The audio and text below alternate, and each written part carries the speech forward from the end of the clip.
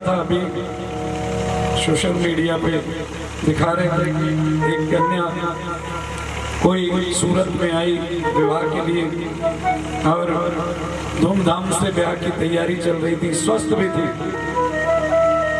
और फिर शादी में वो स्टेज लगा था, वहां पर उस बिटिया को नाचने के लिए खड़ा कर दिया। अपनी अपनी तैयारी होती है और वो नृत्य कर रही थी। खूब नृत्य करते करते अचानक से हार्ट फेल हो गया और धड़ाम से। किसके लिए तैयारी कर रहे थे? सपने बहुत सजाए थे कि आगे ये होगा ये होगा ये होगा, लेकिन पल की खबर नहीं है। तो फिर हमको करना क्या? जब हमारे पास समय नहीं है, ऐसे में हमको करना क्या चाहिए? सज्जनों, बार बार कहता हूं, अपने जीवन के क्षण को ऐसे जियो जैसे आपके जीवन का आखिरी क्षण हो। हाँ? मजे से जो आपकी इच्छाएं हैं, जो तमन्नाएं हैं, मुस्कुरा के जीना चाहिए उस क्षण को, क्योंकि अगली का पता नहीं है। ये बात और है कि परमात्मा ने जो दिया है, जितनी श्वासें दी हैं, हमको मालूम नहीं है, लेकिन महाराज हर क्षण को आनंद में जीना चाहिए। हाँ हाँ, और तैयारी करना चाहिए। कैसी तैयारी? महाराज, आप कोई भी काम करते हैं जीवन में तो तैयारी करते हो कि नहीं? अभी आप घर से कथा में आए थे तो भी आपको तैयारी करनी पड़ेगी। हाँ? पर्स लेना, अपने आप को तैयार करना, ये सब तैयारियां तो हैं। बाजार तक जाते हो तो भी आपको अपने आप को तैयार करना पड़ता है। तो विचार करो कि जब इतनी दूर जाने के लिए हमको इतनी तैयारियां करनी पड़ती हैं, तो फिर परमात्मा के पास जब जाएंगे, उसके लिए हमारे पास क्या तैयारी है? और मैं तो सीधा कहता हूँ, मरने के लिए भी तैयारी कर लेना चाहिए। लोगों को लगता है महाराज कैसी बात कर रहे हो? ये अटपटी बात जरूर है, पर सत्य यही है कि एक न एक दिन जाना तो पड़ेगा। जाना तो पड़ेगा। जोर से बोलो। कहीं तुम ये सोच रही हो कि यहीं बैठी रहोगी? हाँ, जाना तो पड़ेगा। हाँ, तो फिर तैयारी करो, क्योंकि बिना तैयारी के अगर आप जाओगे तो फिर आपको मुश्किल हो जाएगी। बच्चा डरता कौन है? जो बच्चा एग्जाम देने जाता है वो बच्चा डरता है एग्जाम से जिसने तैयारी, जोर से बोलो, नहीं की। और जिसने तैयारी की उसको कोई डर नहीं। तो फिर मौत से डरने की आवश्यकता नहीं, सामना करना पड़ेगा, लेकिन उसके लिए तैयारी करना पड़ेगी। तो फिर वो तैयारी क्या है? वो तैयारी है परमात्मा के नाम को जपने की, भगवान के दर्शन करने की, भगवान की कथाओं का श्रवण करने की। आपको अपनी तैयारी अभी से कर लेना चाहिए। बुढ़ापे का इंतजार नहीं करना, और बुढ़ापे की उम्र भजन की हो भी नहीं सकती है। हाँ, ये हमारी धारणा है कि हम सोचते हैं कि बुढ़ापे में भजन करेंगे, जवानी में काहे का भजन है? लेकिन बुढ़ापे की स्थिति आपको बताऊं,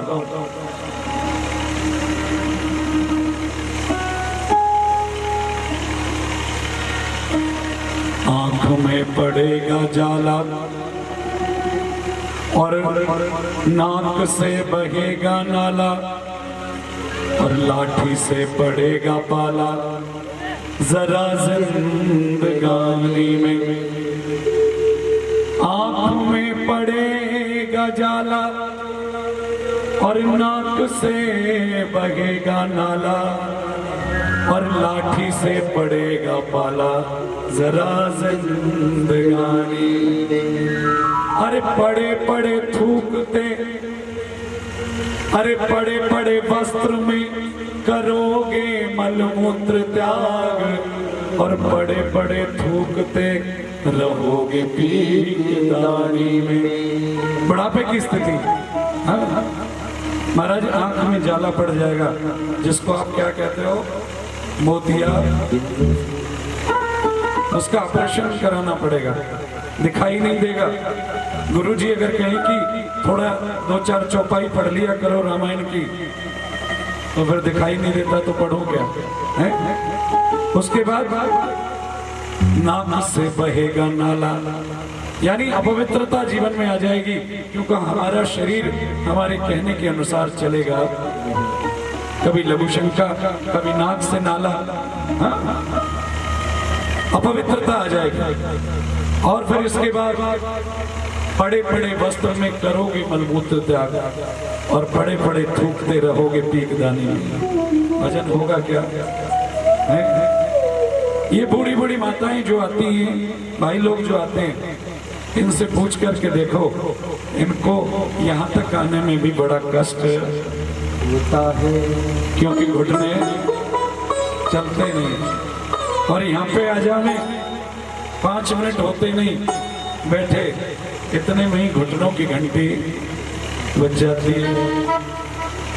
और फिर मैं देखता हूँ 5 मिनट के बाद ही कोई अपने पैर इधर करेगी पड़ोसन की तरफ, कभी इधर करेगी, और कई तो इतनी बढ़िया है, आहा, सीधे मेरी तरफ कर देती है। ले,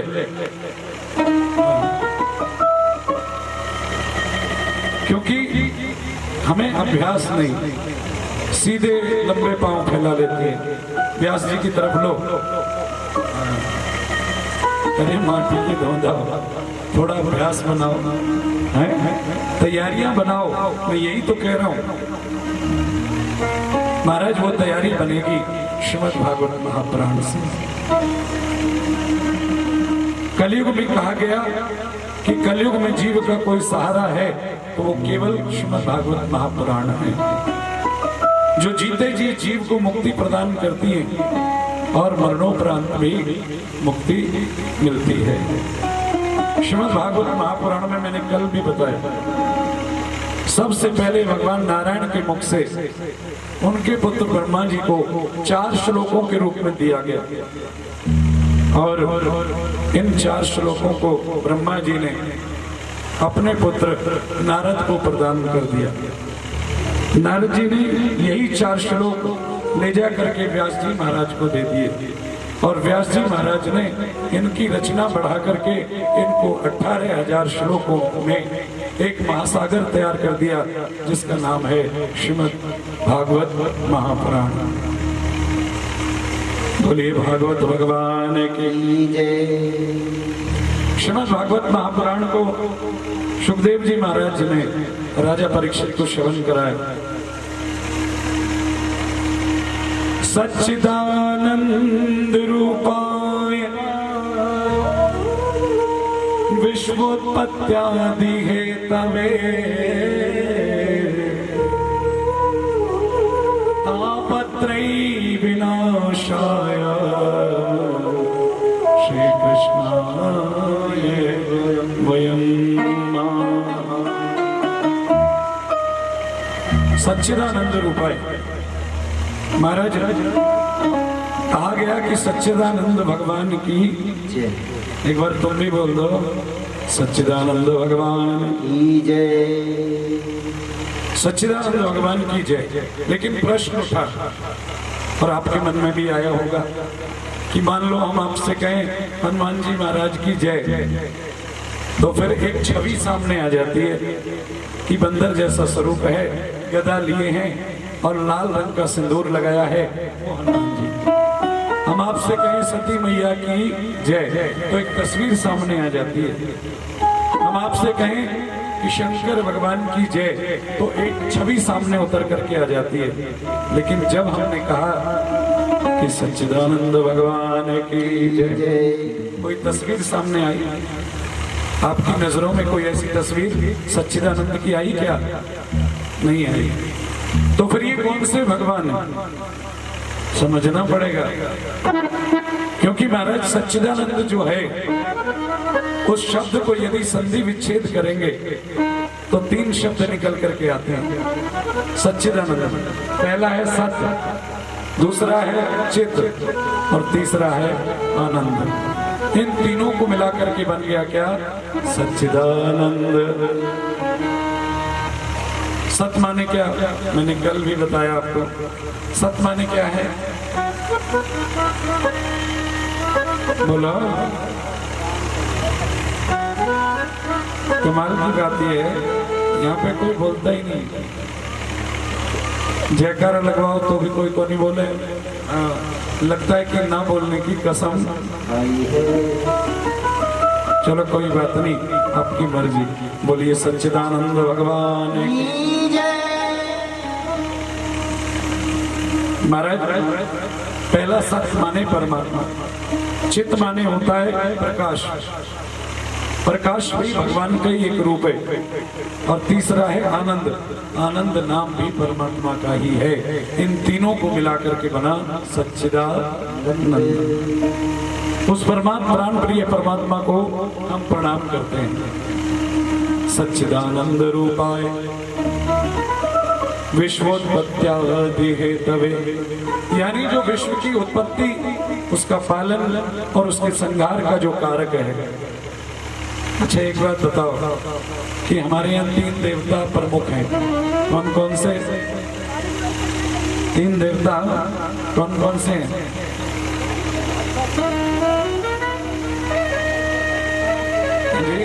हाँ, ब्रह्मा विष्णु महेश, ये 3 देवता हैं। लेकिन ये तीनों एक ही स्वरूप हैं। कभी आपने ध्यान दी, जब आप शंकर जी की आरती गाते हो तो उसमें एक लाइन आती है, ब्रह्मा विष्णु सदा जानते अभिवेका, स्वामी जानत अविवेका, ओमाक्षर के वास्ते, ओमाक्षर के वास्ते ये तीनों एका, ओम हर हर हर महादेव। ब्रह्मा विष्णु सदाशिव जानत अविवेका। लेकिन ओम अक्षर के मध्य ये तीनों एक ही हैं, अलग अलग नहीं है। ये तो कार्य के अनुसार डिपार्टमेंट बांट रखे। हाँ? अगर मान लो बाप घर में बच्चे पैदा करे, खुद ही गला घोट दे उसका, तो क्या होगा? इसलिए भगवान ने 3 स्वरूप बनाए। एक का काम सृष्टि का रचना करना, दूसरा सृष्टि का पालन करना, तीसरा जब सृष्टि बन जाएगी तो उसका संहार करना। 3 रूप भगवान ने प्रकट किए, ब्रह्मा विष्णु और महेश। सज्जनों, विदेशों में भी हमारे इन्हीं 3 देवताओं को माना जाता है। इन्हीं 3 देवताओं की पूजा होती है। ये जो अंग्रेज लोग हैं ना, ये भी इन्हीं तीनों देवताओं की पूजा करते हैं। हाँ, इनके यहाँ एक शब्द है गॉड। भगवान को क्या कहते हैं? जोर से बोलो, गॉड। तो गॉड में 3 अक्षर आते हैं, G-O-D। G4 होता है जनरेटर, अर्थात सृष्टि की रचना करने वाला। दूसरा शब्द है O फॉर ऑब्जर्वर, जो सृष्टि का पालन करता हो। तीसरा है D फॉर डिस्ट्रॉयर, जो इस सृष्टि का संहार करता है। इन्हीं तीनों देवताओं की पूजा वो भी करते हैं, क्योंकि अलग से कोई देवता नहीं। महाराज, इन्हीं देवताओं की आराधना, इन्हीं के स्वरूपों का वर्णन श्रीमद् भागवत महापुराण में आता है। महाराज, विश्वोत्पत्त्यादि हेतवे, यानी विश्व की उत्पत्ति, उसका पालन और उसका संहार करने के जो समर्थ हैं। और इतना ही नहीं, तापत्रयी विनाशाय, 3 प्रकार के ताप होते हैं। कितने? 3 प्रकार के। मैं पाप की बात नहीं कर रहा, प्रेम से बोलो राधे राधे। ऐसे ही बोलोगे राधे राधे। 3 प्रकार के ताप होते हैं। एक होता है पाप और एक होता है ताप। इनमें अंतर क्या है? कभी आपने विचार किया? पाप और ताप में अंतर क्या है? हाँ, यही तो समझने की बात है। व्यक्ति पाप से नहीं डरता, पाप तो कर देता है, डर किससे लगता है? पाप का जो परिणाम होता है उससे डरता है। लोग पाप से नहीं डरते। तो पाप को क्षमा कर देना ये तो बहुत सरल बात है, लेकिन ये जो परमात्मा है श्रीमद् भागवत महापुराण ये 3 प्रकार के तापों का नाश करते हैं। और वो 3 प्रकार के ताप कौन से? दैहिक, दैविक, भौतिक ताप। दैहिक माने देह से, दैविक परमात्मा की कृपा से, और भौतिक जो हमने संसाधन इकट्ठे कर लिए उनके कारण से जो ताप मिल रहा है, हाँ, उनको क्षमा करने वाले ऐसे प्रभु को हम प्रणाम करते हैं। ये पहला श्लोक बहुत सुंदर गाया महाराज। श्रीमद् भागवत महापुराण जीते जी जीव को मुक्ति प्रदान करते हैं, क्योंकि इनके बारे में कहा कि ये वेदों का सार है। हमारे यहाँ वेद कितने? 4।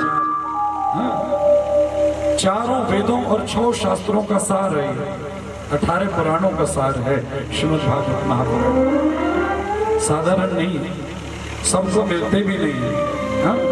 लेकिन जिनको मिलते हैं उनका उद्धार इन्होंने किया है। निगम कल्प तरोर गलितम फलम, निगम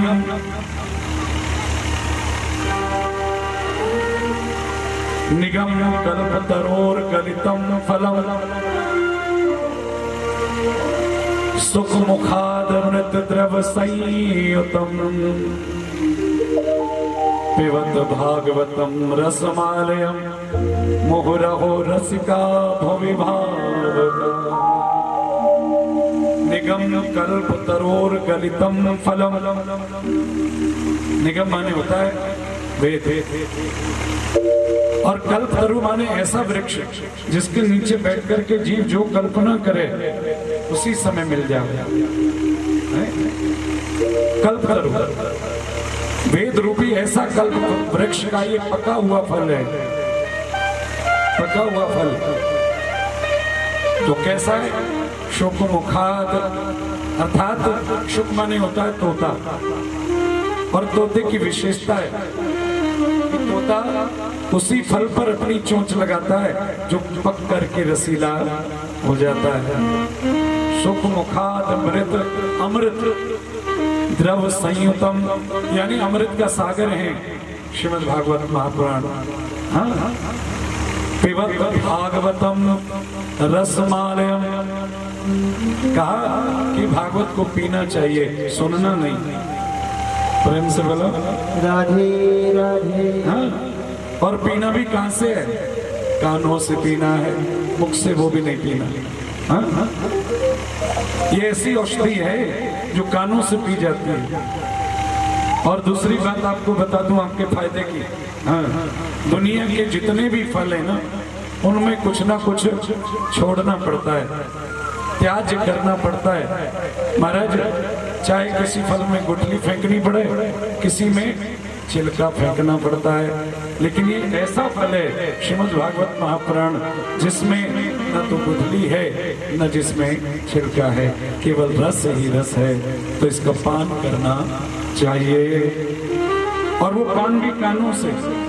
किसी ने प्रश्न कर दिया, बोले महाराज हमने तो बहुत कथा सुन ली, कभी यहाँ पे सुन